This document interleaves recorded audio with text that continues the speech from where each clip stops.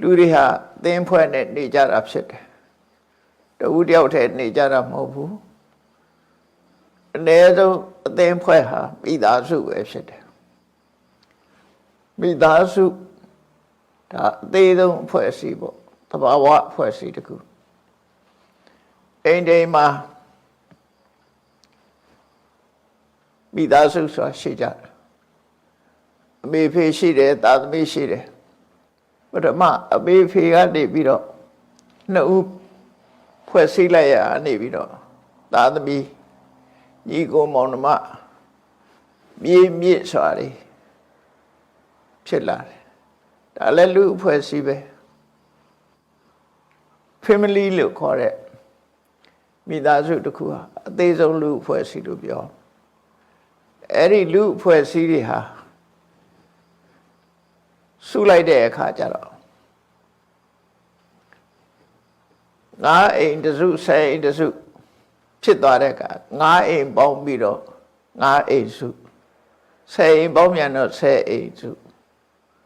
ဆယ်အိမ်ကိုကြီးမှုတဲ့ဆယ်အိမ်ကြီးဆယ်အိမ်မှုဆိုပြီးတစ်ခါဖွဲ့ပြန်အဲ့ဒီကနေကြီးလာတဲ့အခါကျတော့ကြေးရွာကြီးလာတဲ့အခါရက်ကွက်ကြီးလာတဲ့အခါမြို့နယ်ဆိုပြီးတော့မြို့နယ်ကြီးလာတဲ့အခါတိုင်းဒေသကြီးဘုရားပြည်မှာခရိုင်တို့တိုင်းဒေသကြီးတို့တို့ဖြစ်လို့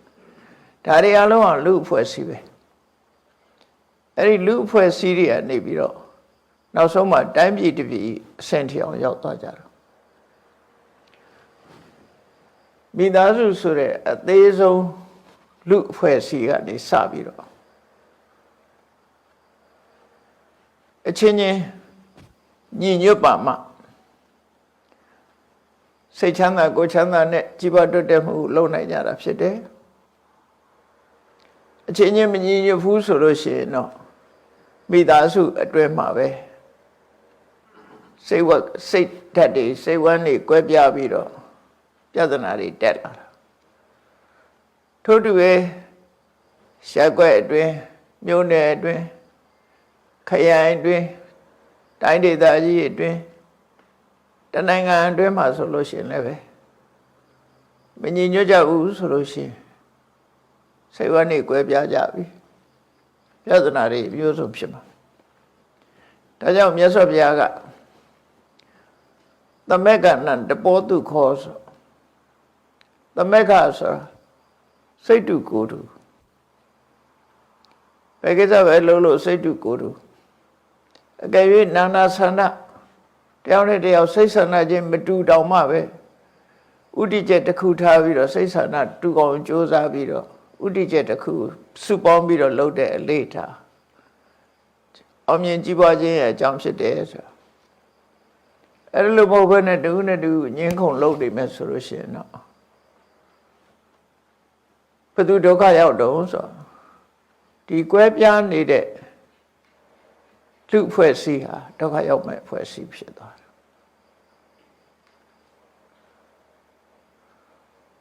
တုံးနဲ့တူစမပြေအားစပြီးတော့နှစ်ယောက်ကွဲလို့ရှိရင်ကျန်တာတွေကုန်ကွဲကုန်အောင်လို့တော့ဆိုဒီနှစ်ယောက်နဲ့ပတ်သက်ပြီးတော့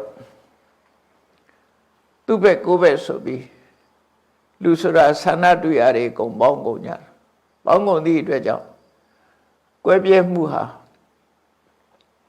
ပိုချီးသွားတယ်လူဖွဲ့စည်းတွင်းမှာတဏှာကွဲလိုက်ရင်ထိုကွဲအပ်မှုကြီးကပိုပြီးတော့ချီးမားသွားတယ်အကြောင်းကြီးကတော့လူအတိုင်းဝိုင်းကကွဲလို့ရှိရင်ကိုမမြင်ရပေမဲ့နတ်အတိုင်းဝိုင်းမှာလည်းကွဲတယ်လို့ပြောတယ်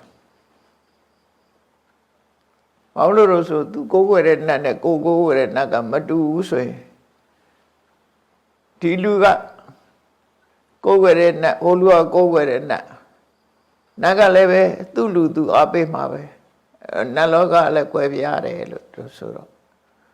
ကောသမီမှာယဟန်နေအချင်းချင်းကွဲပြားတော့ငါဆိုရင်စာထဲမှာရေးထားတာဗြဟ္မပြေချအောင်ကွဲတယ်လို့ရေးထားတာဟုတ်ပါမလားလို့တန်တရားရှိခဲ့တယ်လူဆိုတာတရဝါဆိုတာစိတ်ဆန္ဒချင်းမတူတော့ဒါဟုတ်နိုင်တယ်ဖြစ်နိုင်တယ်ပေါ့နော်ကွဲပြားချမ်းသာကိုမွေးထားတဲ့တိရစ္ဆာန်တွေကလည်းတူတူပဲ ကိုမွေးတဲ့လူကိုမွေးတဲ့တိရစ္ဆာန်ဟိုဘက်ကမွေးတဲ့တိရစ္ဆာန်ဒီဘက်ကမွေးတဲ့တိရစ္ဆာန်လူတွေကွဲရင်လည်းတိရစ္ဆာန်ချင်းလည်းကွဲကြမှာပဲဒါအဲ့လိုကွဲပြားမှုတွေကတယောက်ကစားလိုက်လို့ရှိရင်အကုန်လုံးကွဲကုန်သမက်ကဆိုတာအဲ့လိုမဟုတ်ဘူးသူနဲ့ကိုယ်နဲ့စိတ်တူဆန္ဒတူစုပေါင်းတာအဲ့တော့ဆန္ဒဆိုတာတူညီဖို့အတော်ခက်တယ်နာနာဆန္ဒနာနာဓိမုတ်တိကလူဆန္ဒဆိုတာတဲ့အမွားမွေးတောင်မှအမွားမွေးတဲ့ညီကိုရင်ညီမရင်တောင်မှပဲစိတ်ဆန္ဒချင်းမတူဘူးတဲ့မတူသည့်အတွက်ကြောင့်စိတ်ဆန္ဒပေါ်မှာအခြေခံမဲ့ဆိုရင်ကွဲဖို့ရအပဒံလွယ်နေတယ်ကွဲဖို့အတွက်အဲ့တော့ညီညွတ်ဖို့ဆိုလို့ရှိရင်တော့ဘယ်လိုလုပ်ရမလဲညီညွတ်ဖို့ဆိုလို့ရှိရင်တော့ရှင်နုရုဒ္ဓတို့ရှင်ကိဝိလတို့ရှင်နန္ဒီယတို့ရဲ့ထုံးကိုနှလုံးသွင်းရမယ်ဒီသုံးပါးဟာအမှန်တမ်းညီညွတ်တယ်ဆိုတာစိတ်ဓာတ်ညီညွတ်အောင်ဘယ်လိုနှလုံးသွင်းပြီးဘယ်လိုဆက်ဆံကြရအောင်ဆိုရင်တက္ကံစိတ်တံနေခိပိတ္တပါငါစိတ်ဆန္ဒကိုအသာထားအညတစိတ်တတဝတိနဝတ္တေယငါဆန္ဒရှေ့တမ်းမတင်ဘူးသူဆန္ဒအတိုင်းလိုက်လျောမယ်ဆိုစိတ်ပွေးရအလုံးဟာအဲ့ဒီစိတ်မွေးရတယောက်ကလည်းသူဖြစ်ချင်တာအတိုင်းငါဖြစ်မယ်ဟိုတယောက်ကလည်းသူဖြစ်ချင်တာအတိုင်းငါဖြစ်မယ်လို့အဲ့ဒီလိုနှစ်ဦးစလုံးကအဲ့ဒီလိုစိတ်ထားနိုင်မှညီညွတ်တယ်ဆိုတာဖြစ်နိုင်နှိုးဆိုမဖြစ်နိုင်ဘာလို့လဲဆိုတတ္တဝါတွေကနာနာဆန္ဒကိုစိတ်ဆန္ဒတွေကအမျိုးမျိုးဖြစ်နေကြတာနာနာဓိမုတ်တိကတာလို့စာပေမှာသုံးတယ်နှလုံးသွင်းပုံတွေးပုံကြံပုံတုံးနဲ့တူမတူကြဘူးမတူတာကိုခြေခံပြီးတော့ငါဟာသာအမှန်သူဟာအမှားလို့နှလုံးသွင်းမယ်ဆိုရင်တော့တဲ့เสียအကြောင်းမရှိတော့နော်ငါလို့ဓမ္မအမှန်သူလို့တာအမှားလို့တွက်မယ်ဆိုဘလို့မတဲ့နှစ်ခုတစ်စိတ်ဆိုတဲ့စကားနာနာဟိခောပန္တိကာယဆိုတဲ့ရှင်နုရုဒ္ဓတို့ဖះကိုလျှောက်တဲ့စကားတိုင်းဒီပြည့်တို့ဟာကာယချင်းခြားနာပေမဲ့လို့စိတ်ကတော့တစ်စိတ်သေးပါလို့ပြောတာအဲ့ကြမှာညီညွတ်တာစံပြဖြစ်နိုင်တယ်နှိုးဆိုဖြစ်နိုင်အများဖြစ်နိုင်အဲ့တော့ညီညွတ်ဖို့အတွက်လူတွေကဘာလို့ရတော့ဆိုရင်ဥပဒေတစ်ခုရေးဆွဲထားရေးဆွဲထားပြီးတော့အဲ့ဒီဥပဒေလှုပ်ထုံးလုပ်နည်းအတိုင်းကြိုက်သည်ဖြစ်စေမကြိုက်သည်ဖြစ်စေဒီဥပဒေကနေပြီးတော့ဥပဒေအောက်မှာအကုန်လုံးဒီတိုင်းဆောင်ရမယ်ဆိုရင်အတော်အသင့်ညီညွတ်သွားတယ်သူကစိတ်ကတော့ညီညွတ်မှာမဟုတ်ဘူးအတော်အသင့်ဟာတတန်နဲ့ထွက်သွားနိုင်တယ်ပေါ့နော်အဲ့လိုတစ်ခုနဲ့ထိန်းရတယ်မထိန်းဘူးဆိုရင်တယောက်တစ်ပေါက်ဆိုလို့သူကလည်းသူပြောချင်တာပြောကိုကလည်းကိုပြောချင်တာပြောလိုက်တဲ့အခါမှာသူကြိုက်တာနဲ့ကိုကြိုက်တာနှစ်ခုချားမှာအမြဲတမ်းကွာဟပြီးတော့ဖြောင်းဖြောင်းဆန်းကျင်မဲ့တိဖြစ်ကုန်ကြတာပေါ့အဲ့ဒီကြတော့ဘာဖြစ်လဲဆိုဝိဝါဒလို့ခေါ်တယ်အပြောဆိုပြီးကွဲပြားကုန်တယောက်နဲ့တယောက်ကအကောင်းပြောရင်တယောက်ကအဆိုးပြောတယ်ဟောမတူညီတဲ့ဝိဆိုတာတူညီမှုမရှိတဲ့ဝါဒပြောဆိုမှုတွေဖြစ်လာတယ်ဝိဝါဒဖြစ်လာတဲ့အခါကျတော့ဘာဖြစ်တော့ဆိုဝိကဟတဲ့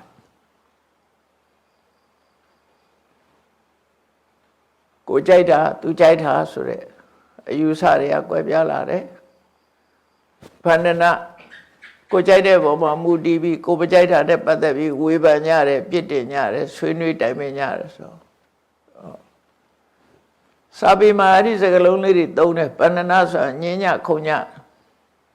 ကလဟဆိုတာရံဖြစ်ကြတယ်ဝိဝါဒဆိုတာအပြောဆိုပြီးကွဲပြားလာကြတယ်အဲ့ဒီလိုဖြစ်ခြင်းဟာရှင်ထဲမှာ ဘာတွေရှိတယ်လို့ဖြစ်တာတော့လို့ဆိုတော့ရသော်ဗျာဝိဝါဒမူလသုံးမှာကြတော့ဒီလူတွေကယင်ထဲမှာအမုန်းတေးတွေရှိနေလို့ဖြစ်တာတဲ့မာနတွေရှိနေကြလို့ဖြစ်တာတူနဲ့တူအနိုင်ယူခြင်းတဲ့စိတ်တွေရှိနေလို့ဖြစ်တာအဲ့ဒီအမုန်းအတေးတွေအနိုင်ယူခြင်းတဲ့စိတ်တွေမထားဘူးဆိုလို့ရှိရင်ကွယ်ပြားစရာအကြောင်းမရှိဘူးကွယ်ပြားစရာအကြောင်းမရှိဘူးအဲ့တော့တရားတွေရဲ့ယင်ထဲမှာလူတွေရဲ့ယင်ထဲမှာအဲ့ဒီအညိုအတေးအတ္တမာနတွေ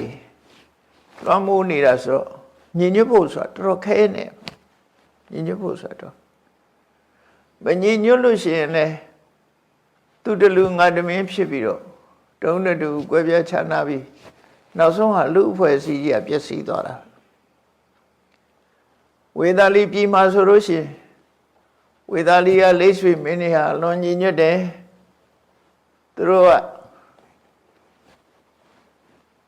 မင်းဘာပေါင်းလို့ပြောရင်ပြောမင်းပေါင်း9900 ယောက်အဖွဲ့အစည်းမှာသူတို့9900 ယောက်အဲ့ဒီလိုတိုင်းပြည်ကိုအုပ်ချုပ်ကြတာဆွေးနွေးတိုင်ပင်ပြီးတော့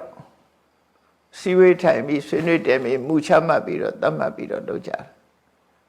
အဲ့ဒါမှညီညွတ်တယ်ဖះလက်ထက်ကတော့ညီညွတ်တာစာမြဖြစ်တယ်နောက်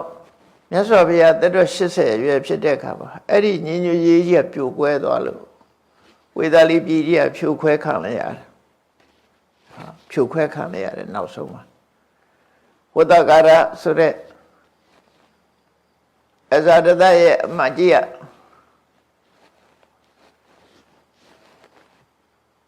ဝေဒာလီပြည်ကိုတွားရောက်ပြီးတော့လိတ်ဆွေမင်းတွေကြားထဲမှာတတ်ရှိုရာနဲ့လိတ်ဆွေမင်းတွေဟာတူနဲ့တူအထင်လွဲပြီးတော့ပြုတ်ကွဲသွားကြတယ်အဲ့ဒီအချိန်ချင်းမှာအဇာတတရဲ့ကျူးကျော်စစ်ပွဲအောက်မှာဝေဒာလီပြည်ကြီးကဖျက်ဆီးခံလိုက်ရတယ်ပျက်စီးသွားတာပဲနော်ပျက်စီးသွားတယောက်တယောက်မတည့်ဘူးဆိုလို့ရှိရင်အင်္ဂါတွေရော့သွားတာအဲ့ဒါလူအဖွဲ့အစည်းမှာအမှန်တမ်းအရေးပါတယ်မြတ်စွာဘုရားကသံဃာအဖွဲ့အစည်းတွေမှာလည်းညီညွတ်ဖို့ပဲဟောတယ်လူအဖွဲ့အစည်းတွေမှာလည်းညီညွတ်ဖို့ဟောတယ်ညီညွတ်နေတဲ့သံဃာကိုကွဲအောင်လုပ်ရင်အမှန်တမ်းအပြစ်ကြီးတယ်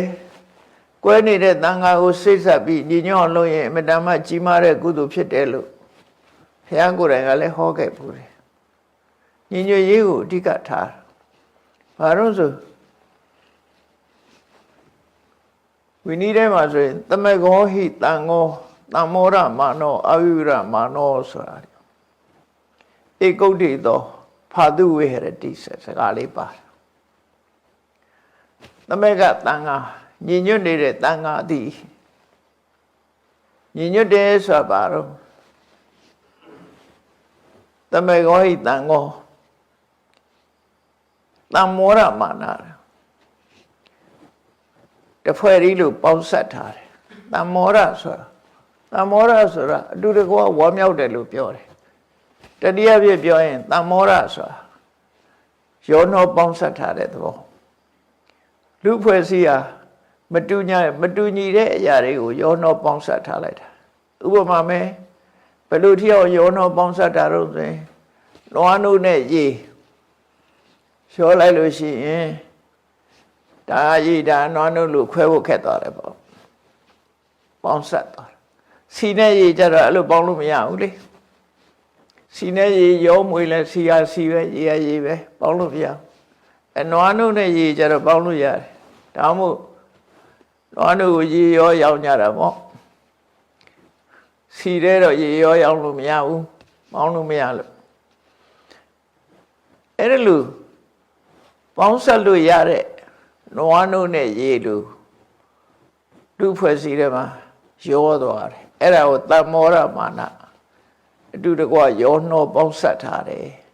ရောနှောပေါင်းဆက်ထားတယ်စိတ်ထဲမှာကျေနပ်ကြတယ်ဝမ်းသာကြတယ်ခွဲပြားမှုမထင်ဘူးအဝိဝရမာနောအငြင်းခုန်နေမရှိဘူးစကားပြောတာတွေ လားကွဲပြားခြားနားမှုတွေမရှိဘူး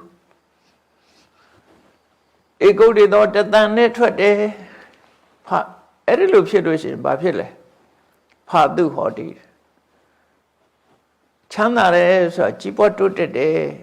ပြဿနာကင်းတယ်ဒီလိုဆိုလိုတာပေါ့နော်ပြဿနာကဲပြီးကြီးပွားတိုးတက်တယ်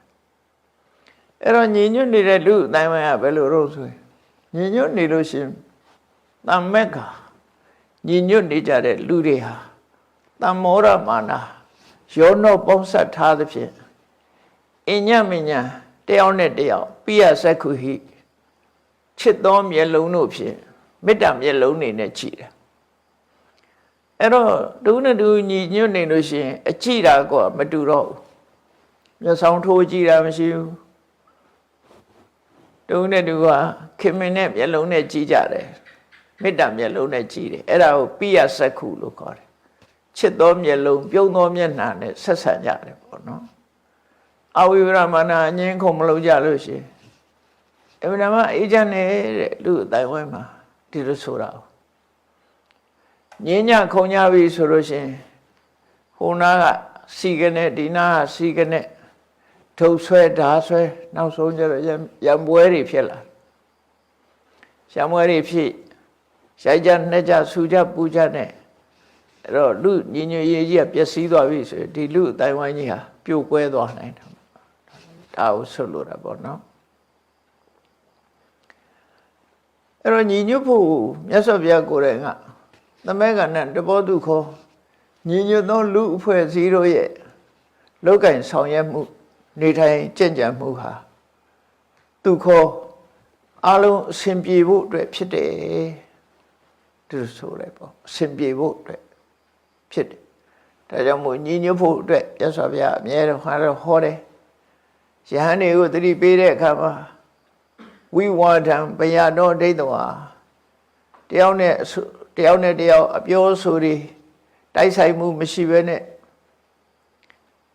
အချင်းများပြီးတော့ညင်ညခုံညမယ်ဆိုလို့ရှိရင်အဲ့ဒီညင်းခုံမှုဟာဘေးရအန္တရာယ်ကြီးတစ်ခုပဲကြောက်စရာကြီးတစ်ခုဒီအငင်းခုံပြုခြင်းဟာမင်းတို့အန္တရာယ်တွေရောက်လာနိုင်တယ်ပေါ့ဖွဲ့စည်းတယ်မှာအန္တရာယ်မျိုးစုံရောက်လာလို့ဝိဝါဒံဘယတော်ဒိဋ္ဌဝါတုံတို့သူပြောဆိုကွဲလွဲလာပြီညင်ညခုံညပြီဆိုရင်အဲ့ဒါအန္တရာယ်ကြီးပဲမေတ္တာတွေခန်းချောက်လာမယ်ဒေါသတွေလျှံတောက်လာမယ်မေတ္တာခန်းချောက်ပြီးတော့ဒေါသတွေရှမ်းတောက်လာပြီဆိုရင်ဒီလူဖွဲ့စည်းဟာသိတဲ့တန်ရုပ်ဘဝကိုတည်ဆောင်သွားတော့မှာပဲနောက်ကြတော့လေအဲ့ဒါလိုဖြစ်တယ်ဝိဝါဒံဘယတော်ဒိဋ္ဌောအဝိဝါဒင်းစခေဘတော်အဲ့ဒါလိုမဟုတ်ဘူးဒီဦးနဲ့တူအယူဝါဒတွေမကွဲပြားဘူးအပြောဆိုတွေတုံးနဲ့တူဆန့်ကျင်မတိမပြောကြဘူးဆိုလို့ရှိရင်ခေမတယ်ငြိမ်းချမ်းနေမယ်လူလောကမှာငြိမ်းချမ်းနေမယ်အေးချမ်းတယ်ပြဿနာတွေမရှိဘူးပြဿနာတွေကုန်နေတယ်ဘာမှမရှိဘူးသမက္ခတခိလာဟောထားတိုက်တွန်းတာဒါကြောင့်မလို့မင်းတို့သမက္ခသွားတူလာတူတမြေပေါ်မှာနေပြီးတမြေထဲနေတရေထဲတောက်ပြီးတော့နေကြတဲ့ပုဂ္ဂိုလ်တွေဟာတစိမ့်ထဲထားနိုင်အောင်ကြိုးစားမယ်ဆိုရင်သမက်ကညီညွတ်ကြတယ်တခိလပြောဆိုမှုတွေပြည့်ပြည့်ကြပြည့်ပြည့်တယ်ဆိုတာတခိလဆိုတဲ့ကတွေးမယ်ဆိုရင်တခါဆိုတာမိတ်ဆွေတခါဆိုတဲ့စကားလုံးကမိတ်ဆွေနောက်ကတခါကနေပြီးတော့တခိလဆိုတဲ့အခါကျမိတ်ဆွေတို့ရဲ့စိတ်ဓာတ်မိတ်ဆွေတို့ရဲ့အနေအထားဆိုမိတ်ဆွေတွေဆိုတာတွေ့လိုက်ရင်တူနဲ့တူအစဉ်ပြေးနော်အလဘတန်လဘပြောကြတယ်ချစ်ချစ်ခင်ခင်ရှိကြတယ်လက်တွဲကြတယ်လှုပ်ရှားရှိတာလှုပ်ကြတယ်ဝိုင်းလှုပ်ကြတယ်ကူညီကြတယ်တခိလပြည့်ပြည့်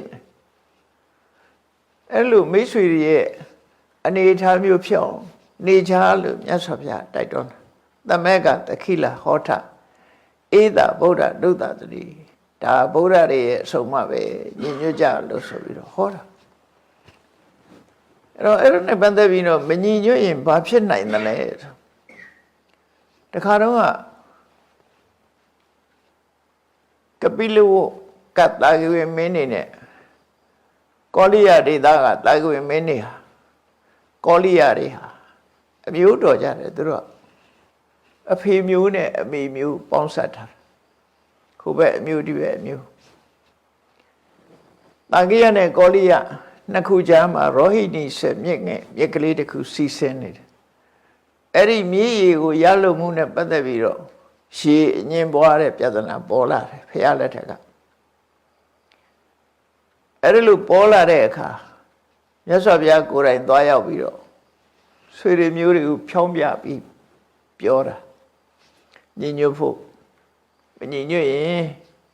ကြွယ်ကြပြဲကြရင်အနေဖြစ်တယ်ဆိုတဲ့အကြောင်းတွေကိုဟောတဲ့ထဲမှာမြတ်စွာဘုရားဟောတဲ့ပုံဝတ္ထုလို့ပြောခြင်းပြောပေါ့ပုံဝတ္ထုဆန္ဒကလေးတစ်ခုဟောတဲ့ဇာလန်းတွေအများကြီးရှိတဲ့ထဲမှာမညီညွတ်ရင်ဘလို့ပျက်စီးနိုင်တယ်ဆိုတာဟောထားတဲ့ဇာလန်းလေးရှိတယ်အဲ့ဒီဇာလန်းလေးကပုံဝတ္ထုဆန္ဒသို့တော့တကယ်အဖြစ်ပြက်ပုံဝတ္ထုတခါတလေကျတော့ပုံဝတ္ထုဆံမိမဲ့လို့လောက်ကြံဖန်ပြီးတော့ပြောတဲ့ဟာမဟုတ်ဘူး true story ဆိုတာတကယ်အဖြစ်ပြက်ကိုပြောတာလည်းရှိတယ်နော်ထူးဆန်းတဲ့တွေကလောကကြီးမှာရှိတော့တကယ်အဖြစ်ပြက်တကယ်အဖြစ်ကို true story တကယ်ကိုအစစ်မှန်ဖြစ်ခဲ့တဲ့ဟာလူလောကသမိုင်းကြီးကအမတမရှေချတော့ရှေလျာတော့တကယ်ဖြစ်ပြတွေကလည်းရှိတယ်ပေါ့ဂျုံတွေ့မှုအဲ့တော့မြတ်စွာဘုရားအနေနဲ့ဒါကိုပြန်လည်ပြီးတော့ဟောပြောတာ true story အနေနဲ့ဟောတာ950ဇတ်တွေက true story အနေနဲ့ဟောတာမဟုတ်တာကိုလုံးကြံပြီးတော့ဖန်တီးပြီးဟောတာမဟုတ်ဘူးမရှိတာကိုရှိလို့ပြီးဟောတာမရှိတာရှိလို့ဟောတာတွေကြတော့ပုံဝတ္ထုလို့ခေါ်ကြတာပေါ့နော်ပုံပြင်လို့ပြောကြတာပုံပြင်လို့ပြောတာဆိုတော့ဥပမာပြောရမယ်ဆိုလို့ရှင်မြန်မာတွေဆိုင်ဝိုင်းတွေမှာဖော်ပြထားတဲ့တိုးနေရဆိုတဲ့အကောင်ပင်စရူပယုတ်လေပင်စရူပယုတ်ဆိုတာတရား၅ကောင်ပေါင်းထားတာလေတကယ်ရောအဲ့ဒီကောင်မျိုးရှိသလားနောက်တစ်ခါမနုဿီဟာကိုနှခွလဲတကယ်ရောရှိသလားဆိုတော့အဲ့ဒါတွေကျတော့မီတီကယ်လို့ခေါ်တယ်သူတို့ပုံမြင်နေဟာပုံမြင်နေဟာအနေနဲ့ပြောတာ history နဲ့ historical နဲ့ mythical ကနှစ်ခုရှိတယ် historical ဆိုတာသမိုင်းမှာတကယ်တော့တကယ်ရှိခဲ့တာ historical ပြောတာတကယ်မရှိခဲ့ဘဲနဲ့ပုံဝတ္ထုအနေနဲ့သာရှိခဲ့တာတွေကလည်းလောကမှာအများကြီးရှိတယ်လေအဲ့ဒီမနုဿီဟာဆိုရယ်လူချင်းသေးဆိုတဲ့အကောင်ကကိုခေါင်းတစ်လုံးထဲမှာကိုနှစ်ခုနဲ့ဆိုတကယ်မရှိဘူးမရှိတော့အဲ့ဒါ mythical လို့ခေါ်တာအဲ့ဒါမျိုးငှက်တွေပါလေလဲတချို့တကယ်မရှိဘဲနဲ့စိတ်ကူးရင်ပြီးတော့ထားရင်ဒါ mythical ပဲအဲ့လိုခေါ်တာအဲ့တော့အခု950ဇတ်တွေကျတော့အဲ့လို mythical လို့မဆိုဘာလို့လဲဆိုရင်မြတ်စွာဘုရားကတစ်ချိန်တုန်းကသူကိုယ်တိုင်ပါဝင်ပတ်သက်ခဲ့တာတွေပြန်ပြောတာဆိုတော့ mythical မဟုတ်ဘူးလို့ပြောပုံဝတ္ထုမဟုတ်ဘူး true story တွေပဲသမိုင်းကြောင်းကြီးကအလွန်ရှည်လျားနေတော့တကယ်ဖြစ်ပျက်ခဲ့တာလို့ပဲမှတ်အမှားပဲအဲ့ဒီဇာလန်းလေးကတော့ဒီလိုပါဖန္ဒနာဇတ်လို့ခေါ်တယ်ဖန္ဒနာဆိုတာကျုပ်ပင်ပါဠိလိုဖန္ဒနာမြန်မာလိုကျတော့ကျုပ်ပင်မြင်ဘူးတဲ့လူလည်းရှိမယ်မမြင်ဘူးတဲ့လူလည်းရှိလိမ့်မယ်ဖန္ဒနာဇတ်ကကျုပ်ပင်နဲ့ဝက်ဝံတို့ရဲ့ဇာလန်းလေးတစ်ခုပေါ့ကျုပ်ပင်ကအသက်မရှိဘူးဝက်ဝံကအသက်ရှိတယ်ပေါ့အဲတိရစ္ဆာန်ပါတယ်တက်မဲ့ပါနေတယ်ဇာလန်းထဲမှာဗာရဏသီကပြမနာလက်သမားကြီးတယောက်ဟာဟိမန္တတော်ထဲဝင်ရောက်လာတယ်ဟိမန္တတော်ထဲဝင်ရောက်လာပြီးတော့မကြာခဏဟိမန္တတော်သွားပြီးတော့တစ်ကောင်းဝါကောင်းတွေရှာပြီးတော့ခုတ်ယူအဲ့ဒီတစ်တွေကိုခုတ်ယူသွားပြီးတော့သူကဘာလုပ်တာတော့ဆိုမြင်းလဲလို့ခေါ်ခြင်းခေါ်ပေါ့မြင်းရထားပါဠိစာပေရထလို့သုံးတာဆိုမြင်းရထား မြင်းထားလုပ်ငန်းကိုလုပ်တယ်သူကလဲဘိန်းနေလို့ဟာတွေဘိန်းနေလုပ်တယ်ဝင်ရိုးတွေလုပ်တယ်အဲ့ဒီမြင်းထားလုပ်ငန်းကိုလုပ်တယ်ဆိုတော့အသားမျိုးစုံသူကလုပ်ရတယ်အဲ့တော့သူထုံးစံအတိုင်းဗာရဏသီကနေပြီးတောအုပ်ထဲဝင်ရောက်ပြီးတော့တက်ကောင်းဝါကောင်းရှာခုတ်ပြီးဟိုမှာမြင်းထားတွေလဲတွေလုပ်ပြီးတော့ရောင်းချစားတော့တာသူကအဲ့ဒါနဲ့အသက်မွေးတာဒါသူ့အသက်မွေးထုံးစံတစ်ခုပေါ့နော်အဲ့ဒါလို့အသက်မွေးတယ်တရက်ကျတော့ဘာကြုံလာတော့ဆိုတော့သူတော်တဲ့ဝင်ရောက်တဲ့အခါမှာထူးဆန်းတဲ့တစ်ခုကြုံတယ်အဲ့ထူးဆန်းတဲ့အဖြစ်အပျက်ကဘာဖြစ်တာတော့လို့ဆိုသူကရဲတင်းတို့အစိမ်းတို့ရဲတင်းပေါ့လေခုခေတ်မှာရှေးတုန်းကတော့ဓမ္မတဲ့ရဲတင်းကိုကင်တာများတယ်ရဲတင်းဆိုတာဟိုဓားလို့ဓားကတော့ဓားဝင့်ရတဲ့အခါကျတော့မဝင့်တာတဲ့နေရာမှာခုတ်လို့ခက်တယ်ရဲတင်းကတော့မိသားသမားတွေကင်တာတွေ့တယ်မှာခက်ခဲတွေမှာသူရဲတင်းနဲ့ခုတ်တာပေါ့နော်အဲ့ဒီဓမ္မအစားပါဠိကတော့ကုထာရီလို့သုံးတာကုထာရီဆိုတာဓမ္မလို့လည်းပြန်တယ်ရဲတင်းလို့လည်းပြန်နိုင်တယ်ပေါ့အဲ့ဒီလက်နက်ကရိယာတွေယူပြီးတော့အဲ့တော့ရဲတင်းတို့ဓာတ်တို့ဓာတ်လောက်ပဲရှိသေးတာခုခေတ်ကျတော့နော်လွှတ်တွေပါတွေရတယ်ဆက်လွှတ်တွေယူသွားတာတောင်မို့သစ်ပင်တပင်ဆိုဝုန်းဆိုခဏလေးတင်ပြတ်တယ်ရှင်းတော့ကတော့အတော်ခုတ်ရမှာခုခေတ်ရတဲ့တစ်တော့တရထဲခဏတိတ်တင်ပြောင်းသွားနိုင်တဲ့အကုန်လုံးသူကလူ3ယောက်လောက်နဲ့အဖွဲတော်ရဲရောက်သွားတယ်အဲ့ဒီချိန်မှာဝတ်ဝင်ကြီးတွေကောင်းနဲ့တော့တွေ့တော့သူတို့ကလည်းတစ်ပင်နေဟိုကြည့်ကြည့်တစ်ပင်ဖြောင်းတဲ့ဟာတို့အကိုင်းဖြောင်းတဲ့ဟာတွေတို့ခုတ်ယူဖို့ရသူလိုက်ရှာနေတယ်ချင်းအဲ့မှာထူးထူးဆန်းဆန်းဝတ်ဝင်ကြီးကနေပြီးတော့သူတို့လာတာကိုတစ်ပင်အောက်ကအသာနေရင်ကနေလူတွေရဲ့ဘာသာစကားနဲ့ဝဲဝုံကပြောတယ်တရိစ္ဆာန်ကလူစကားပြောတယ်ဆိုတာဖြစ်တောင်ဖြစ်ခဲ့ပေါ့နော်အဲ့ဒါကိုကြည့်ပြီးတော့ပုံမြင်လို့လည်းထင်ကြတယ်ဒါပေမဲ့ရမယခါရှိတတ်တယ်ဖြစ်တတ်တယ်ပေါ့ဒါတွေရမဖြစ်ဘူးလို့ပြောလို့မရဘူးအဲ့ဒီဝဲဝုံကနေပြီးတော့ဒီလက်သမားကြီးကိုဗြဟ္မဏလက်သမားကြီးမော့ပြီးတော့တစ်ပင်ကြီးရှားနေတာကြည့်တော့သူကမေးလိုက်တယ်ဘယ်တစ်ပင်ခုတ်ချင်လို့ရှားနေတာလဲဘာကိုခုတ်ချင်တာလဲဘာအသားကိုလိုချင်တာလဲလို့မေးလိုက်တော့ပုံနာကြီးကအတန်ကြားလို့ကြည့်လိုက်တော့ဝဝုံကြီးကသူတို့မေးနေမှသိတာအဲ့မှာစိတ်ထဲမှာတော့ထူးဆန်းသွားတာအံ့ဩသွားတယ်အံ့ဩသွားပြီးတော့ငါဒီနေ့ထူးဆန်းလိုက်လားပေါ့လူစကားပြောတဲ့တိရစ္ဆာန်နဲ့တွေ့နေလူဘာသာနဲ့ပြောတဲ့အခါသူကလည်းဟာဘာသာစကားတတ်တယ်ဆိုတော့သူပြန်ပြောလိုက်တယ်ယထာပြီးအတွက်ယထာလှုပ်ခြင်းလို့လှဲလှုပ်ခြင်းလို့ယထာပြီးလှဲပြီးအတွက်အသားရှာနေတာပါလို့ပြောတယ်အဲ့ဒါနေစတာသူအသားရှာနေတာပါလို့ပြောတော့အဲ့ဒီဝဝညက်သူအသားရှာတယ်ဆိုတော့သူကဆက်ပြောတာအဲ့ဆက်ပြောတာကိုပါဠိစာပေနဲ့မှတ်တမ်းတင်ထားတဲ့အခါသူကတစ်သားရှာတယ်ဆိုဘယ်ပင်ဘယ်သားကောင်းတယ်ဆိုတာသူကညွှန်ပြတယ်နေဝတ္တလောနခတိတော်ယထာလုပ်ဖို့လားယထာလုပ်ဖို့ဆိုရင်အင်ဂျင်ပင်ကလည်းမကောင်းဘူးအင်ဂျင်သားလည်းမကောင်းဘူးတဲ့ရှားသားလည်းမကောင်းဘူးတဲ့နော်အင်ဂျင်သားလည်းမလုံးနဲ့ရှားသားလည်းမကောင်းဘူးရှားလို့ဆိုတာအနှစ်ရှိတယ်လေမာတော့မှာအင်ဂျင်သားလည်းအနှစ်ရှိတယ်သူကပြောတာတော့နေဝတ္တလောအင်ဂျင်သားလည်းမကောင်းပါဘူးနာခတိတော့ ရှားပင်ရှားသားလည်းမကောင်းဘူးနတ္တကံတော့မျက်နှာပင်ဆိုတဲ့အပင်မျိုးအသားလည်းမကောင်းဘူးတဲ့ကုတော်တော်မြောင်းကိုသားဆိုတာဘယ်ကောင်းမလဲတဲ့အဲ့တော်ထဲမှာပေါက်တဲ့အပင်တွေအင်းကြီးမရှိတယ်ရှားပင်တွေရှိတယ်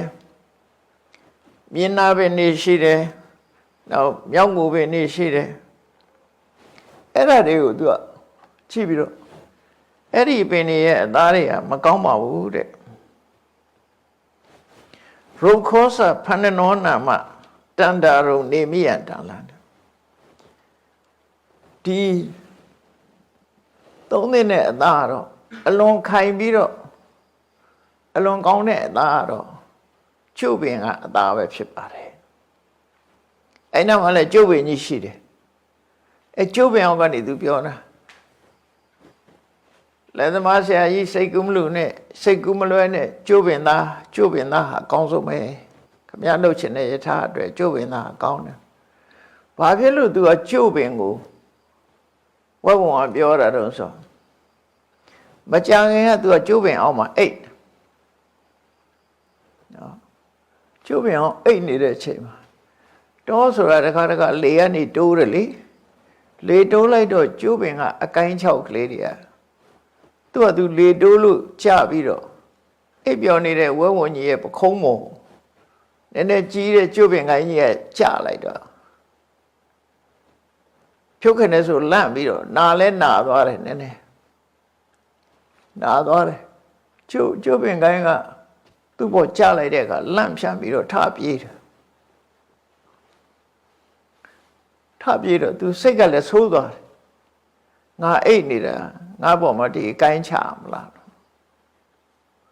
အထာနာကောပလို့ခေါ်တယ်လူဆိုတာလေခလုတ်တက်ရင်ခလုတ်ဆဲတဲ့လူတွေရှိတယ်လေခလုတ်သူဟာသူနေတာသူဝင်တိုက်ပြီးတော့ခလုတ်ဆဲတဲ့လူဟာရှိသေးတယ်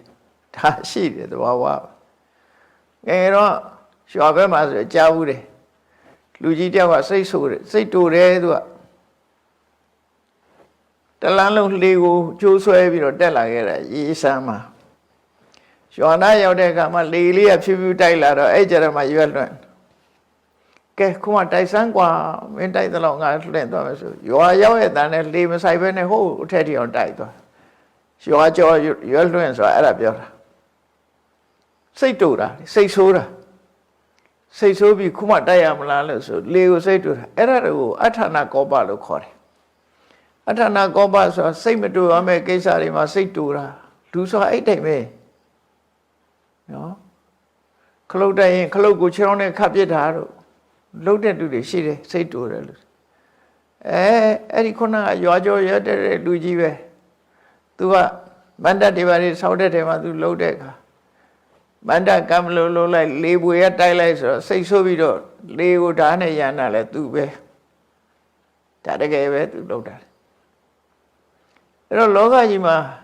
လူတွေကနေပူရမလားလို့ဆဲတယ်လေတိုက်ရမလားလို့ဆဲရတယ်တချို့လူတွေကလေအလုံးလျော်စိတ်တူနေအဲ့ဒါကိုအထာနာကောပလို့ခေါ်တယ်အရာမဟုတ်အကြောင်းမဟုတ်ဘဲနဲ့လက်ကားစိတ်တူနေတယ်ပေါ့အဲ့လိုလူမျိုးကရှိတယ်နော်အဲ့ဒီဝဝကြီးကလည်းအဲ့တိုင်းပဲသူ့ဘာသူသစ်ကိုင်းကြိုးကြတာဘာတတ်နိုင်မှာသူအဲ့ဒီအောင်အိမ်တယ်ဒါပေမဲ့စိတ်ကတူပြီးတော့ဒီကျိုးပင်ကိုအမြင်ကတ်သွားတော့ပြန်လှည့်ကြည့်တယ်ကြောက်ပြီးတော့ပြေးပြီးတော့ပြန်ကြည့်လိုက်တဲ့အခါမှာသူ့နောက်ကလိုက်လာတာရန်သူတစ်ခုမှမတွေ့ဘူးကျုပ်ပင်ကြီးပဲတွေ့တော့ငါအိဋ္ဌာကိုတမင်သက်အကိုင်းချိုးချတယ်ဆိုပြီးတော့ကျုပ်ပင်ကိုရန်လောက်တယ်သူဒါမလုပ်ဘူးမရှိနဲ့နော်လူတွေလည်းလုပ်တယ်ဒါပြောအဲ့လိုကျုပ်ပင်ပေါ်မှာသူရန်ညှိုးထားတာရန်ညှိုးထားတော့ခုနကရဲရင်တို့ဒါတို့နဲ့ဝင်လာတဲ့လူကြီးတွေ့တော့ဒီကျိုးပင်ကိုရန်ညှိုးထားပြီးတော့ခုတ်ဖို့ရအတွက်သူကလှမ်းပြောပြီးကျိုးပင်ကြီးခုတ်ခိုင်းတာပဲအဲ့တော့ကျိုးပင်ကတော့တက်မဲ့ဆိုတော့စိတ်စေရနာမရှိဘူးအဲ့ဒီကျိုးပင်မှာနေတဲ့နတ်ကတော့စိတ်စေရနာရှိတာပေါ့ဘာမဆိုင်ညာမဆိုင်နဲ့သူနေတဲ့အ အဆောက်အုံကြီးကိုဝဲဝန်ကလက်ညှိုးထိုးပြီးခုတ်ခိုင်းနေပြီဆိုတော့စဉ်းစားကြည့်လေနတ်ကလည်းငါအိမ်ဖြက်စီးတယ်ဆိုသူကြိုက်မှာမဟုတ်ဘူးလေဝက်ပြီးဟိုဒီမို့ဝဲဝန်ကြီးပဲချမ်းသာပေးမှာမဟုတ်ငါကိုလက်ညှိုးထိုးပြီးငါဗိမ္မာန်ပျက်စီးအောင်လုပ်တယ်ပေါ့သူ့ဘာသူကိုင်းကြိုးကြတာဘာတတ်နိုင်မှာလဲဒါပေမဲ့လို့ဒီပင်ကိုလက်ညှိုးထိုးပြီးတော့သူကခုတ်ခိုင်းနေပြီမင်းလှုပ်လို့ရှိရင်တော့ငါဗိမ္မာန်မင်းဖြတ်တာမင်းလည်းသိစေမယ်ဆိုပြီးတော့ရှုပ်ကစိုးနတ်ကသူကလည်းပဲငါပင်ခုတ်ရင်တော့မင်းတော့ငါလှုပ်မှာပဲဆိုပြီးဒေါသနဲ့ပြန်ပြီးတော့တုတ်ပြန်ထားတယ်ဒါတွေကလောကမှာတကယ်ဖြစ်နိုင်တာတွေကြီးပဲနော်အဲ့တော့လက်သမားဆရာကြီးကိုပြောတယ်အကောင်းဆုံးကတော့အင်းရင်ပင်လည်းမဟုတ်ဘူးနော်ဒီရှားပင်လည်းမဟုတ်ဘူးမြောင်းကိုပင်လည်းမဟုတ်ဘူးညနာပင်လည်းမဟုတ်ဘူးအကောင်းဆုံးကတော့ချုပ်ပင်ပဲတဲ့ကျို့သားဟာသိကောင်းတယ်ပေါ့အဲ့လိုပြောတဲ့အခါကျတော့လက်သမားဆရာကြီးကျို့ပင်မသိတဲ့သဘောပေါ့အဲ့ကျို့ပင်ဘယ်မှာရှိလဲလို့သူကမေးတယ်ကိရိတာနိ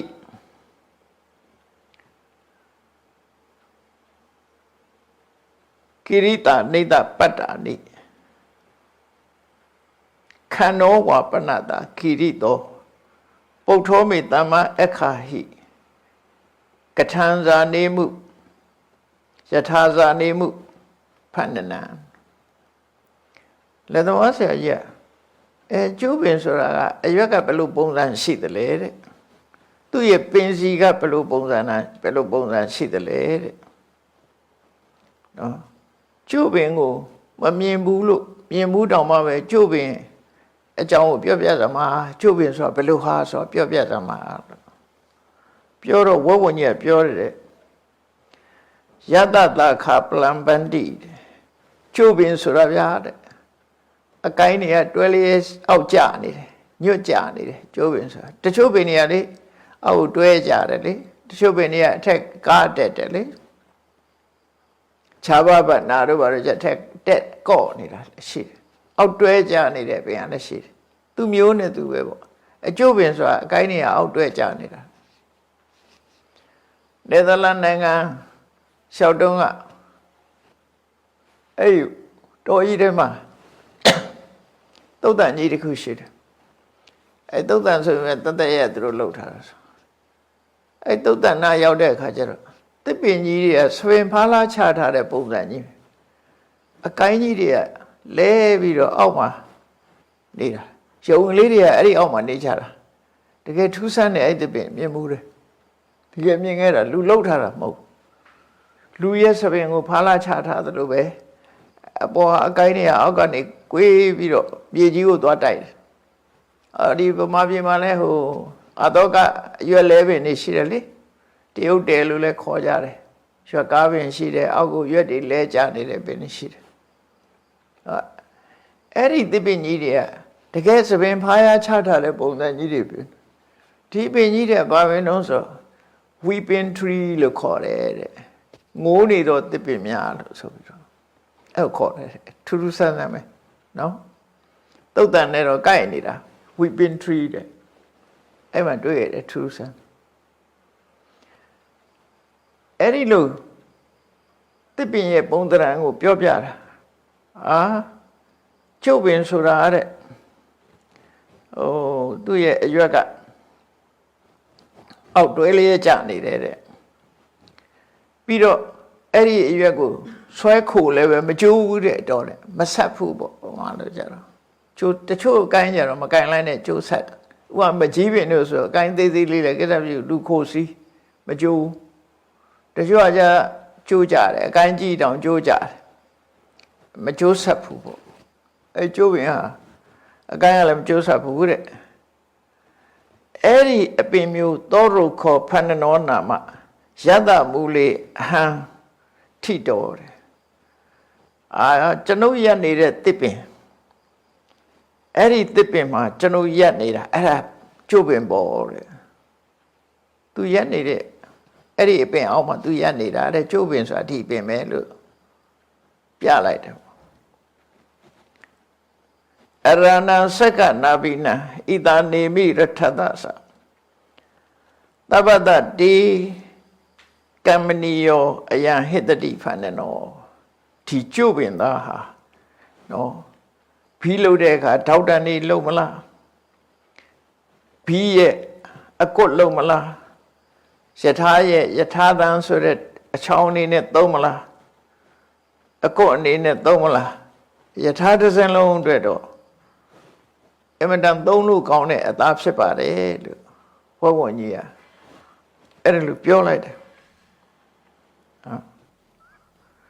အဲ့လိုပြောလိုက်တဲ့အခါကျတော့လက်သမားကဟန်ကြလိုက်တာဒီကံကောင်းလိုက်တာကျုပ်ပင်ကြီးအောင်ရောက်နေတယ်ကျုပ်ပင်ဟာကောင်းတယ်လို့ဝဲဝံကလည်းပြောတယ်တရိစ္ဆာန်တဲ့ကောင်ငါအကူကြီးပေးတယ်ဆိုအဲ့ကျုပ်ပင်ကြီးခုတ်ကျုပ်ပင်ခုတ်တဲ့အခါကျတော့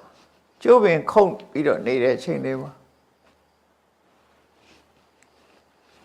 ကျုပ်ပင်ခုတ်မလို့လုံးနေတဲ့အချိန်မှာ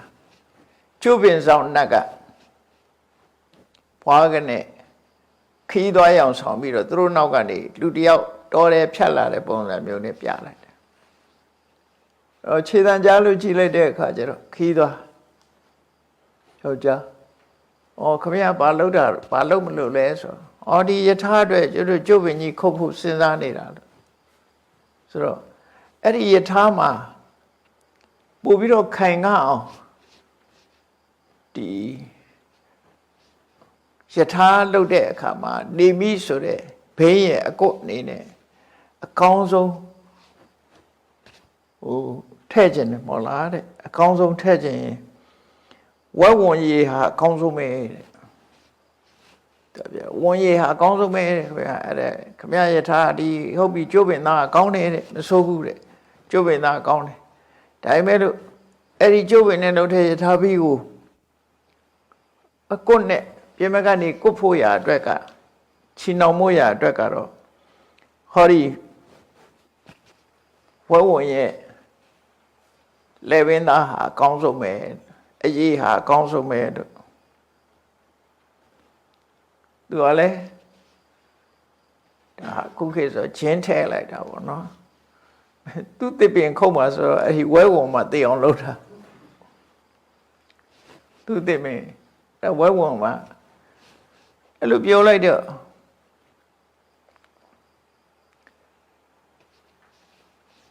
ဒါဖြင့်ဝဲဝင်ကဘယ်မှာရှားမှာတော့ဆိုအဲ့ဒီနားနေမဲ့အဝေးကြီးမရောက်သေးဘူးအဲ့ဒီဝဲဝင်ရှိတယ်တဲ့ခင်ဗျားသွားပြီးတော့သူပဲဒီတစ်ပင်ကိုညွှန်ထားတာဆိုတော့တဲ့သူ့ကိုဘယ်နာခုတ်အောင်မလဲလို့သွားမေးတဲ့မေးရင် तू ကလိုက်ပြလိုက်မယ်တဲ့တစ်ပင်ကိုနှုတ်သီးနဲ့ထိုးပြီးတော့နာဒီနာခုတ်လို့ तू ပြောလိုက်မယ်တဲ့အဲ့ကြရင်တော့ခင်ဗျာအသာလေးပဲတဲ့သူ့ကိုခုတ်လိုက်ရုံပဲတဲ့တတ်လိုက်ရုံပဲသူကနီးပေးလိုက်တာနတ်ကနေပြီးတော့နီးပေးလိုက်တယ်အဲ့ဒါနဲ့ကြည့်လိုက်တော့ဝဲဝံသိအဝေးကြီးမရောက်သေးဘူးဒါနဲ့ဝဲဝံလာပါဦးမျိုးခမရပြောတဲ့ကျိုးပင်ကိုဘယ်လိုခိုးအောင်လဲဘယ်နာအစားခိုးအောင်လဲဆိုတော့ဝဲဝံညက်တဲ့ဝမ်းသာအားရနဲ့လာပြီးတော့ဒီနာခုတ်ပါဆိုပြီးတော့နှုတ်သီးနဲ့ထိုးပြအဲ့လိုပြနေတဲ့အချိန်မှာနောက်ကနေဓာတ်နဲ့ပိုင်လိုက်တယ်ဝဲဝံကြီးကဲဟိုကဝဲဝံကြောင့်တစ်ပင်ကိုခုတ်ခံရတယ်နော်တစ်ပင်စောင်းတဲ့ယုတ်ကစိုးနတ်ရဲ့ဒီယုတ်ကစိုးနတ်ကြောင့်ဝဲဝံကြီးကလည်းသိရတယ်အဲ့တော့တယောက်နဲ့တယောက်အာဃာတထားပြီးတော့မငြိမ်းချမ်းဘူးဆိုလို့ရှိရင်တစ်ပင်လည်းခုတ်ခံရတယ်ဝဲဝံလည်းသိတယ်လူတွေအတွင်းမှာတူနဲ့တူဒီလိုလုံးကြမယ်ဆိုလို့ရှိရင်အားလုံးအသင်းဖွဲ့ကြီးပျက်စီးသွားနိုင်တယ်ဆိုတော့မြတ်စွာဘုရားဟောတာအဲ့တော့ဝဲဝံလည်းသိရတယ်ကျိုးပင်လည်းဖြတ်ခံလည်းရတယ်နှစ်ခုစလုံးကောင်းစားသွားတာတော့လက်သမားကြီးကကောင်းစားသွားတာကောင်းစားတဲ့လူကတယောက်ရှိတော့တိုင်းပြည်တစ်ပြည်မှာလည်းအဲ့ဒါလူမျိုးတွေရဲ့အတီးအတီးထဲမှာလူအတိုင်းဝိုင်းထဲမှာတယောက်နဲ့တယောက်အဲ့လို ဒုက္ခရောက်အောင်လုံးနေကြမယ်ဆိုလို့ရှိရင်မတည့်ကြဘူးဆိုရင်ဒီလူကလည်းသူ့ပြစ်ပြောဟိုလူကလည်းသူ့ပြစ်ပြောတယောက်နဲ့တယောက်အပြစ်တွေတင်ပြီးတော့လုံးနေကြမယ်ဆိုလို့ရှိရင်တဲ့ခံရမှာဘယ်သူတုံးဆိုရင်နှစ်ခုစလုံးပဲဘယ်သူမှမကောင်းစားဘူးနှစ်ဦးစလုံးပဲဒုက္ခရောက်ကြမှာပဲချင်းများတဲ့အုပ်စုနှစ်စုစလုံးဒုက္ခရောက်မယ်လို့သူတို့ဆွလို့တယ်နော်အဲ့ဒီမှာမြတ်စွာဘုရားဟောတဲ့တရားလေးကမှတ်သားစရာကောင်းတယ်ဒါကဒီဇလန်းလေးကိုမြတ်စွာဘုရားကပြောပြီးတော့အဲ့ဒီတုန်းကတဲ့ဒီဝဲဝန်နဲ့ကျုပ်ပင်ဆောင်နတ်တို့ရဲ့ရံညှိုးချောင်ကျုပ်ပင်ဆောင်ကျုပ်ပင်လည်းသေတယ်ဝဲဝန်လည်းသေရတယ်ဆိုရရံညှိုးကိုယ်တိုင်တွေ့ခဲ့တာတော့အဲ့တောထဲမှာတစ်ပင်တစ်ပင်ရဲ့တောဆောင်နတ်ရုပ်ကစိုးဖြစ်နေတဲ့ဖရာလောင်းသူကိုယ်တိုင်တွေ့ခဲ့တာဒီဇလန်းတောထဲမှာသူကိုယ်တိုင်တွေ့ခဲ့တဲ့အကြောင်းပြောပြနော်သူကိုယ်တိုင်မြင်ခဲ့တာအဲ့ဒီဖြစ်ပျက်ကိုအဲ့ဒါကိုမြတ်စွာဘုရားတတိပေးတဲ့အနေနဲ့အချင်းမများဖို့ဟောတဲ့တရားလေးကမှတ်သားစရာကောင်းတာ။ဘာဟောတော့ဆိုအိစေဝံဖန္နနောအိတ်တံအိတ်သောစပနဖန္နနာအညမညဝိဝါဒိနာအညမညမခတယုံရှင်းရှင်းလေးပဲဘုရားပြောတာဒီတိုင်းပဲကွာတဲ့ဒီကျုပ်ပင်ကလည်းကျုပ်ပင်ကဆိုတာကျုပ်ပင်ဆောင်နတ်ကိုပြောတာတိကျတော့ကျုပ်ပင်ဆောင်နတ်ကလည်းဝဲဝန်သေးအောင်လုပ်တယ်ဝဲဝန်ကလည်းကျုပ်ပင်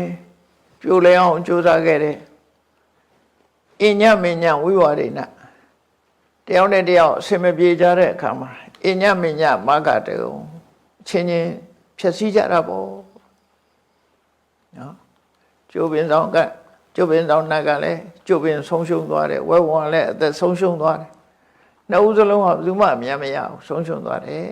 ချင်းချင်းတတ်လိုက်ကြတာတဲ့ဧဝမေဝမနုဿနံသင်္ကန်းစာယူကြတဲ့လူအတိုင်းဝိုင်းမှာလည်းပဲဝိဝါဒောယထစာယတိလူအတိုင်းဝိုင်းမှာလည်းပဲတယောက်နဲ့တယောက်အငင်းပွားနေကြမယ်တစုနဲ့တစုအငင်းပွားနေကြမယ်တပါတီနဲ့တပါတီအငင်းပွားနေမယ်တအုပ်စုနဲ့တအုပ်စုအငင်းပွားနေကြမယ်ဆိုလို့ရှိရင်တဲ့မယူရနိစ္စန္တိထောင်းကကနေကြတာဖြစ်တယ်ဒီစကားလေးသုံးလိုက်တာမြတ်စွာဘုရားမယူရဆိုတာထောင်းနိစ္စဆိုတာကထောင်းကကရဲဆိုတဲ့စကားဘယ်လိုအဓိပ္ပာယ်ပေါ်တာတော့ထောင်းများဟာအမိဆန်ကြီးကိုဖြတ်ပြီးတော့ကတဲ့အခါကျတော့နောက်ကနေကြည့်လို့ရှိရင်စုပ်အုပ်ပေါ်သွားတယ်သူတစ်သလုံးအမီးနဲ့ဖုံးထားတာကြီးကိုဖွင့်ပြလိုက်တယ်လို့ဖြစ်သွားတယ်အဲ့ဒါကိုထောင်းကကတယ်လို့ခေါ်တယ်အဲ့တော့အဓိပ္ပာယ်ဘာတော့ဆိုလို့ရှိရင်တယောက်နဲ့တယောက်မတည့်ဘူးဆိုရင်ဟိုလူကလည်းသူ့အပြစ်ပြောဒီလူကလည်းသူ့အပြစ်ပြောနေဆိုတယောက်တယောက်အပြစ်တွေဖော်ကြတော့အရှက်တွေကုန်းကုန်တာပေါ့အဲ့ဒါထောင်းကကတာလို့ခေါ်တယ်ထောင်းဟာအကကောင်းပြီမဲ့အမီးဆန်လှပြီမဲ့လို့ငှက်တွေထဲမှာသူဘယင်းမဖြစ်ဘူးဘာလို့ဘယင်းမဖြစ်တာတော့ဆိုခုနကလိုက်တဲ့အခါမှာအရှက်မဲ့သွားလို့ကဘာဥကလမှာငှက်တွေကမင်းမြောက်ဖို့ကြည့်တဲ့အခါမှာထောင်းကလှပတယ်ပေါ့လှတယ်လူရွေးတယ်လူတွေကလည်းပညာရှိတဲ့မဟာသမဒဆိုတဲ့လူကိုရွေးပြီးတော့မဟာသမဒမင်းခန့်တယ်ပေါ့လေမနုဆိုတဲ့လူကိုရွေးပြီးမဟာသမဒမင်းခန့်တယ်သားကောင်တွေကလည်းချင်းသေးကိုရွေးပြီးတော့သူတို့ခြေလေးချောင်းရှိတဲ့ကောင်တွေကလည်းမင်းမြောက်ကြတယ်ငှက်တွေကလည်းပဲတော့မင်းမြောက်ဖို့ကြိုးစားကြတဲ့အခါမှာထောင်းကသူကပြလိုက်တာအဲ့ဒီသူ့ကိုရွေးချယ်ကြတော့မဲ့အခါမှာသူ့ကိုကပြလိုက်တယ်ကပြလိုက်တဲ့ဝမ်းသာပြီးတော့ကပြလိုက်တဲ့အခါကျတော့သူကဟိုဘက်လှည့်ပြဒီဘက်လှည့်ပြဆိုနောက်ကလှည့်ပြလိုက်တဲ့အခါသူဖုံးထားမဲ့ဟာကြီးပေါ်သွားတာပေါ့နော်ပေါ်သွားတော့ဒီကောင်အရှက်မရှိဘူးဆိုပြီးတော့အဲ့လိုဖြစ်သွားတယ်အဲ့လိုဖြစ်သွားတယ်ဒါကြောင့်မို့လူလောကလူတွေကလည်းတယောက်နဲ့တယောက်အပြစ်တွေဖောနေတာဟာထောင်းကကနေကြတာပဲဖြစ်တယ်ဖုံးထားတဲ့ဗျဖုံးထားတဲ့မြတ်ကုန်းပြမှပေါ်စွာလို့ပဲဖုံးထားတာတွေအကုန်လုံးကပြလိုက်တော့အကုန်ပေါ်ကုန်တယ် အဲ့လိုမြတ်စွာဘုရားဒါဥပမာပေးထားဒါဘုရားကိုယ်တိုင်ဖြစ်မှဟောတဲ့တရားဒါမယူရနိစ္စံနိစ္စန္တိမင်းတို့တောင်းကကားကြတာပဲတဲ့ယထာတိအိတ်တဖန္နနာဝဲဝင်နဲ့ကျုပ်ပင်လိုပဲတဲ့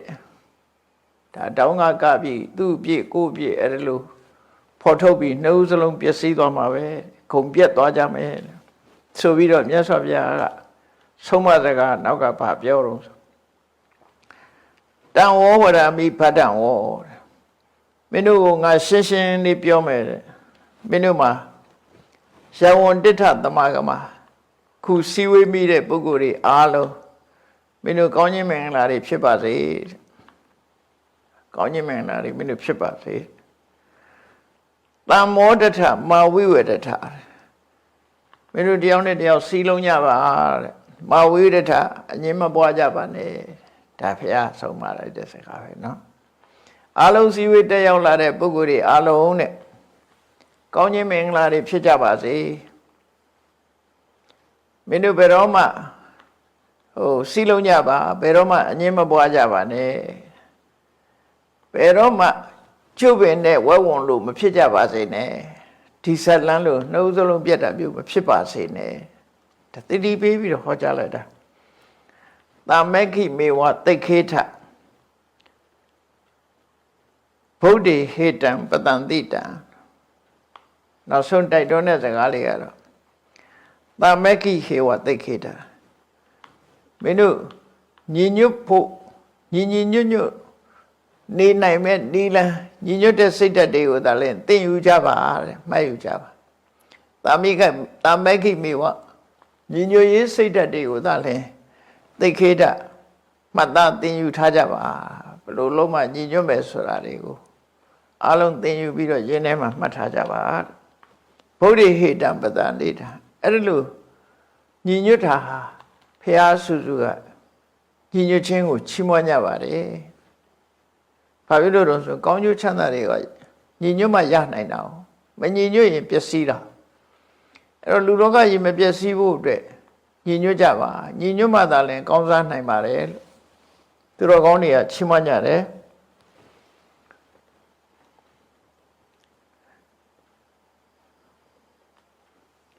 သမက္ခိရတောဓမ္မထောယောဂခေမှာနထံတတိသမက္ခိရတောညီညွတ်ရေးမှာပျော်မွေ့တယ်လူတွေဟာတယောက်နဲ့တယောက်တဲ့နေတာကိုမပျော်တဲ့လူကရှိတယ်မပျော်တဲ့လူတွေဆိုတာအဲ့ဒါဂျင်းထဲတဲ့လူတွေညှောင်းထောင်တဲ့လူတွေအဲ့ဒါကြိုက်ညီညွတ်ထောင်မကြိုက်တဲ့လူတွေလောကမှာအများကြီးပဲတယောက်နဲ့တယောက်တဲ့နေပြီဆိုရင်ဘာလို့ရမလဲဆိုတာကြည့်ညှောင်းထောင်မှုချိနေကြတာအဲ့ဒါလို့မလုပ်ကြပါနဲ့တဲ့အမြောက်ပင်တွေဝင်ပြီးတော့မလုပ်ကြပါနဲ့သမက္ခိရတောကိုယ်တိုင်လည်းညီညွတ်တယ်ညီညွတ်တဲ့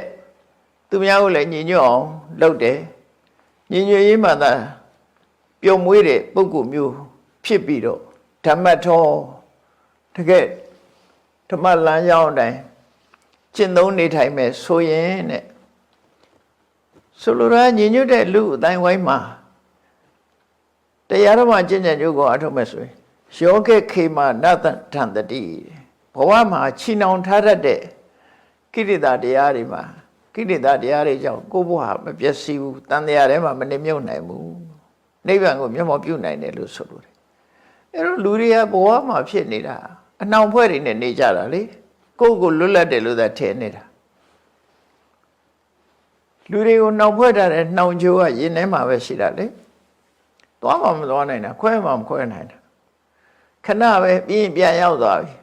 ခဏပဲနိုင်ငံခြားသွားလဲပြန်လာတာပဲဒီကိုဘယ်တော့မှတခါတည်းအပြီးမပြောင်းစာကလေးတွေရောင်းတဲ့လူတွေလိုပဲလောင်ညိုင်တွေကနေပတ်စံနဲ့လိုက်ရောင်းပြီးရင်စာကလေးကပြန်ရောက်လာဒီဘိန်းကျွေးထားသလားတော့မသိဘူးနော်အဲ့တော့လူတွေကလည်းပဲဘလို့ပဲလွတ်နေပြန်လာကြမှာပဲအကုန်လုံးကိုယ့်ရင်ကိုပြန်ရောက်လာကြတာပဲပြန်ရောက်လာတော့ဒီအနှောင်ဖွဲ့တွေပဲသူတို့ကကျေနပ်နေသူတို့ဖြစ်တယ်အဲ့ဒါကိုယောဂလို့ခေါ်တာပေါ့နော်ချီနှောင်ထဲမှာပဲကျေနပ်နေအဲ့ဒီယောဂခေ အဲ့ဒီအနှောင်ဖွဲ့တွေလွတ်သွားပြီးတော့တန်တရားဝကလွတ်ကင်းနိုင်တယ်ဆိုပြီးတော့မြတ်စွာဘုရားတတိပေးပြီးဆုံးမဩဝါဒပေးတာဖြစ်တယ်ရေကိစ္စနဲ့ပတ်သက်ပြီးတော့အငင်းပွားနေတဲ့ဆွေတော်မျိုးတော်တွေကိုဟောတဲ့တရားတွေမှာဒါတပုတ်အနေနဲ့ပါတယ်ပေါ့တပုတ်အနေနဲ့ပါတယ်ဒါကြောင့်မို့ဆွေတော်မျိုးတော်တွေကိုပြောတာအေးဒီအစည်းအဝေးရောက်လာတဲ့မင်းပြိဿအပေါင်းဆိုပြိဿအပေါင်းတို့မင်းတို့ကောင်းစားကြပါစေမင်းတို့မင်္ဂလာရှိကြပါစေမင်္ဂလာရှိကြပြီးတော့မင်းတို့ပေါင်းစည်းကြစမ်းပါတယောက်နဲ့တယောက်အငင်းမပွားကြပါနဲ့မင်းတို့ကြိုးပင်နဲ့ဘဝဝင်လို့ဖြစ်လိမ့်မယ်အဲ့ဒါလို့မဖြစ်စေချင်နဲ့ဆိုပြီးတော့မြတ်စွာဘုရားကဆုံးမဩဝါဒပေးတာဖြစ်ပါတယ်တရားချက်ခင်သူတော်စင်ပရိသတ်ပေါင်းတို့မြတ်ဗုဒ္ဓရဲ့ညီညွတ်ရေးအဆုံးအမတရားတော်များတွင်တရားတော်ဖြစ်သောဒီဖဏနဆလာအကြောင်းအရာများကိုဒီကနေ့ညီညွတ်သောလူအဖွဲ့အစည်းဆိုတဲ့ခေါင်းစဉ်နဲ့ဟောကြားတဲ့တရားမှာဟောကြားတာဖြစ်လို့တုံးတဲ့တူမညီညွတ်တဲ့အပြောဆိုကွဲလွဲမှုတွေရှိခဲ့သောညီညွတ်အောင်တို့တွေကြိုးစားအထောက်အမှာဖြစ်တယ်လို့ကိုစီမှတ်သားပြီးညီညွတ်အောင်ကြိုးစားအထောက်နိုင်ကြပါစေကုန်သတည်း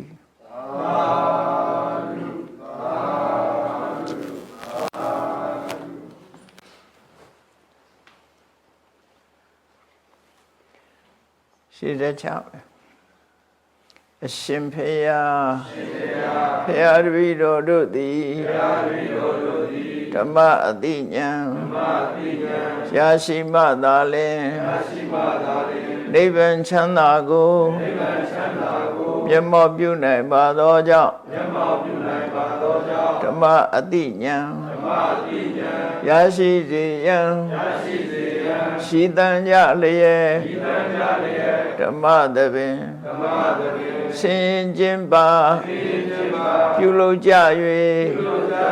အဝဒဒါနာဓမ္မဒါနာတရားလှူတော်ကိုပေးလူကြပါကုန်၏တရားတော်မြတ်ကိုယုတိလေးမြတ်စွာမမတ်သားသာအာယုန်ထားလျက်နာကြားကြပါကုန်၏တရားတော်မြတ်ကိုတတ္တဝဝတ္ထုစုစုတို့ဖြင့်ပူဇော်ကြပါကုန်၏ယနေ့ယခုအာထုပြုလို့ရသောဤကောင်းမှုသည်နိဗ္ဗာန်ချမ်းသာ၏အကြောင်းအထောက်ပံ့ဖြစ်ပါစေတည်းဤကောင်းမှု၏အဖို့ဘာကကိုအမိအဖာအဖို့အဖွာဆရာသမားမှစ၍ကဘာသူကဘာသာလူနဲ့ပြမတတ္တဝအများတို့အားအမြဝေငှပါကုန်၏ကုသိုလ်အမြကိုစီရကြကုန်သည်ဖြစ်၍ကိုစိတ်နှဖျားချမ်းသာကြသည်ဖြစ်ကြပါစေကုန်သတည်း